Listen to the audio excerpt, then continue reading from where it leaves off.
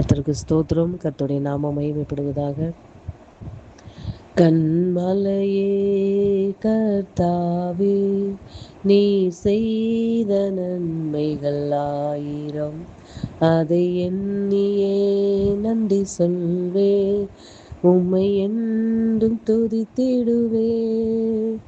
கன்மலையே கர்த்தாவே, நீ செய்த நன்மைகள் ஆயிரம், அதை எண்ணியே நன்றி சொல்வே, உம்மை என்று துதித்திடுவே. நன்றி அப்பா. எங்கள் அதிகமாக நேசிக்கிற அன்பின் பரலோக தகப்பனே, இந்த நல்ல வேலைக்காக நன்றியோடு கூட துதிக்கிறோம், ஸ்தோத்திரிக்கிறோம். இம்மட்டுமா எங்களை கிருபையாய் நடத்தி வந்த நம்முடைய அன்புக்காக நன்றி செலுத்துகிறோம் அப்பா. எங்கள் கண்மலையாகிய கர்த்தாவே, உம்மை ஸ்தோத்திரிக்கிறோம் அப்பா. நீர் எங்களை உருவாக்கின கண்மலை அப்பா, எங்களை ஜெனிப்பித்த கண்மலை தகப்பனே, எங்களை பெற்றெடுத்த தகப்பனப்பா. ஒரு நாள் எங்களை விட்டு கொடுக்க மாட்டீர், எங்களை விட்டு விலக மாட்டீர், யார் கையிலும் எங்களை விட்டு கொடுக்க மாட்டீரப்பா. உமக்கு கோடி நன்றி ஆண்டவரே. உடைய கரத்துக்குள்ளா எங்களை நீர் வரைந்திருக்கிறீரப்பா. உடைய கரத்திலிருந்து யாரும் எங்களை பறித்து கொள்ளவே முடியாத ஆண்டவரே. எங்களை ஜெனிப்பித்த கண்மலை நீர் அல்லவா இசப்பா. உடைய பிள்ளைகளை ஒரு நாளும் நீர் கைவிடுகிற தேவன் இல்லை இசப்பா. உம்மை உயர்த்துகிறோம் ஆண்டவரே, எங்களை தாழ்த்தி விரும்பியாக்குறோம். இயேசுவின் நாமத்தில் பிதாவே, ஆமென். கர்த்தரின் ஆலோசனைக்காக ஏசாயா தீர்க்க தரிசன புஸ்தகம் 29ஆம் அதிகாரம், அதனுடைய 13வது வசனம். ஏசாயா தீர்க்க தரிசன புத்தகம் 29ஆம் அதிகாரம், அதனுடைய 13வது வசனம். இந்த ஜனங்கள் தங்கள் வாயினால் என்னிடத்தில் சேர்ந்து தங்கள் உதடுகளினால் என்னை கனம் பண்ணுகிறார்கள், அவர்கள் இருதயமோ எனக்கு தூரமாய் விலகி இருக்கிறது.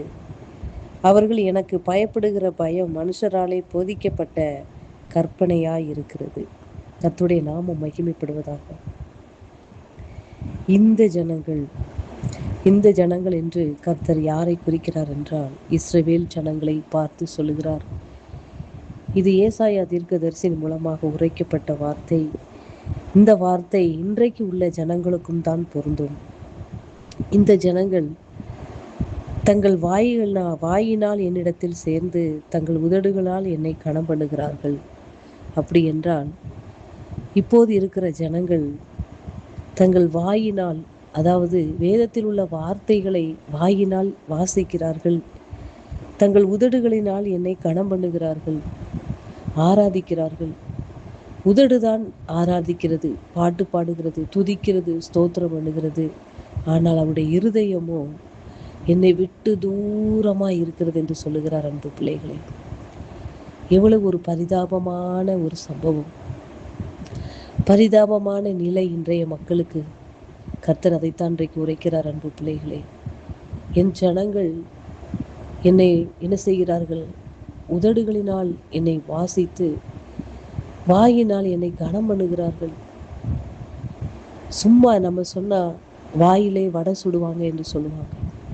வெறும் வாயின் வார்த்தைகள் மாத்திரமே இந்த நாளிலே இருந்து கொண்டு இருக்கிறது. ஆனால் அதற்கான கிரியையோ, அதற்கான ஒரு ஆர்வமோ, தாகமோ, ஏக்கமோ இதயத்தில் ஒன்றுமே இல்லை என்பதை கர்த்தர் இன்றைக்கு நம்மளை பார்த்து கூறுகிறார். அன்பு பிள்ளைகளே, கர்த்தரிடத்திலிருந்து நாம் எவ்வளவு தூரம் விலகி இருக்கிறோம் என்பதை இந்த நாளிலே, இந்த நிமிஷம் வரை நாம் நிதானித்து அறிய கடவும். அன்பு பிள்ளைகளே, கர்த்தருடைய சமூகத்துக்கு நாம் போகும்போது கர்த்தருக்கும் நமக்கு உள்ள இடைவெளி எவ்வளவு தூரம் இருக்கிறது என்பதை நாம் அறிந்து கொள்ள வேண்டும். அன்பு பிள்ளைகளே, நான் வேதம் வாசித்து விட்டேன், இன்னைக்கு 5 அதிகாரம் படித்துட்டேன், ஜெபம் பண்ணிட்டேன், ஆலயத்துக்கு சென்று விட்டேன், 2 பாட்டு பாடி ஆராதிச்சிட்டேன். அது மாத்திரம் இல்லை அன்பு பிள்ளைகளே. அதைத்தான் கர்த்தர் சொல்லுகிறார், வாயினால் உதடுகளினால் என்னை கனம் பண்ணுகிறார்கள் என்று, இருதயம் என்னை விட்டு தூரமாய் இருக்கிறது என்று சொல்லுகிறார். அன்பு பிள்ளைகளே, உண்மையாக தேடுகிறவர்களுக்கு கர்த்தர் சமீபத்தில் இருக்கிறேன் என்று சொல்லியிருக்கிறார். அப்போ அவரை உண்மையா தேடும் பொழுது நாம் தூரத்தில் இருந்தால் அவர் பக்கத்தில் வந்துடுவார். அன்பு பிள்ளைகளே,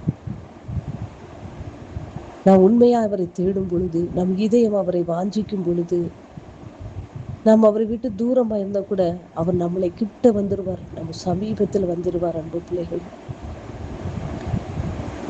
இன்றைக்கு நம்முடைய இருதயம் கர்த்தரிடத்திலிருந்து எவ்வளவு தூரம் இருக்கிறது என்பதை ஆராய்ந்து பாருங்கள். அன்பு பிள்ளைகளை, கர்த்தருடைய சமூகத்தில் போய், அப்பா, என்னுடைய வாயின் வார்த்தைகள் தான் உண்மை ஆராதிக்கிறதா? என் உதடுகள் தான் உண்மை போற்றுகிறதா? என் மனதார நான் உண்மை துதிக்கலையா? உண்மை ஸ்தோத்தரிக்கவில்லையா? என் இருதயம் வேறு எதையோ சிந்தித்துக் கொண்டு இருக்கிறதா? தகப்பனே, அப்படியே இருக்குமானால் கிருபையா எங்களை மன்னித்தருளுங்க இயேசப்பா. மனிதன் முகத்தை பார்க்கிறான், நீரோ இருதயத்தை ஆராய்ந்து அறிகிற தேவனாய் இருக்கிறீரப்பா. உங்களுக்கு முன்பாக வரும்போது அந்த எண்ணம் எங்களுக்கு உள்ளத்துல இருக்கட்டும் இயேசப்பா. நீங்க எங்களுடைய இருதயத்தை பார்க்கிறீங்க என்பதை நாங்கள் அறிந்து கொள்ளணும் ஆண்டவரே. அப்படியே நீ கிருபை செய்வீராக. உண்மை இன்னும் அதிகமாய் கிட்டி சேர எங்களுக்கு கிருபை தாரும் ஆண்டவரே. ஒவ்வொரு நாளும் உமக்கும் எங்களுக்குமான அந்த இடைவெளி அப்பா இருக்கக்கூடாது. இன்னும் அதிகமாய் உண்மை கிட்டி சேர கிருபை தாரும் ஆண்டவரே. நீர் அப்படியே செய்யப்போற அன்புக்காக ஸ்தோத்திரம். வார்த்தை நிமித்தமாக கர்த்தர் உங்களை ஆசீர்வதிப்பாராக. ஆமென்.